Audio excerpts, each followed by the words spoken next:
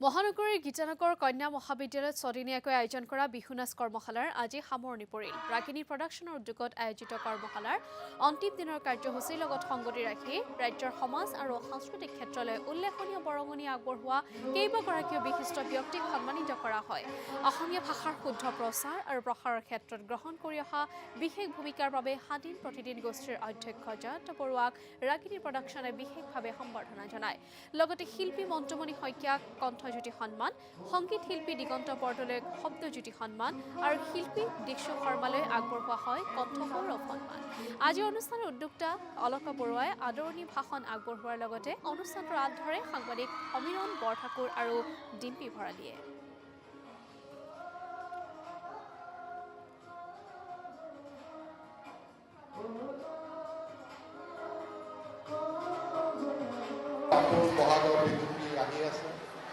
আৰু এই বিহুৰ বাবে যি কণ ল'ৰা ছোৱালীসকলক যি ৰাগিনী প্ৰডাকশ্যনৰ জৰিয়তে যি বিহু কৰ্মশালা কৰি তেওঁলোকক বিহুৰ শিক্ষাদান কৰিছে আৰু এইটো এটা জাতিৰ এটা দায়িত্ব, কাৰণ আমাৰ নতুন প্ৰজন্মক আমি ভাষা আৰু সংস্কৃতিক লৈ আগুৱাই নিব লাগিব।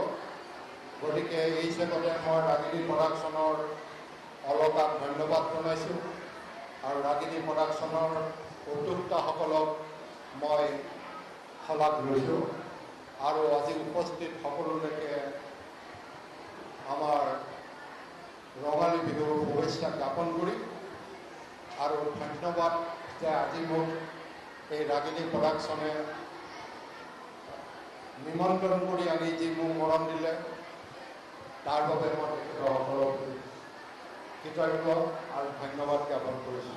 আচলতে আমি বিশেষ বঁটা প্ৰদান কৰিছোঁ অসমৰ বিভিন্ন জেগাৰ বিভিন্ন ক্ষেত্ৰত সমাজলৈ বিভিন্ন ধৰণে বৰঙণি আগবঢ়োৱা বিশেষ ব্যক্তি কিছু আৰু আচলতে তেওঁলোকক বঁটা প্ৰদান কৰাই আজি অনুষ্ঠানটোৰ মূল উদ্দেশ্য।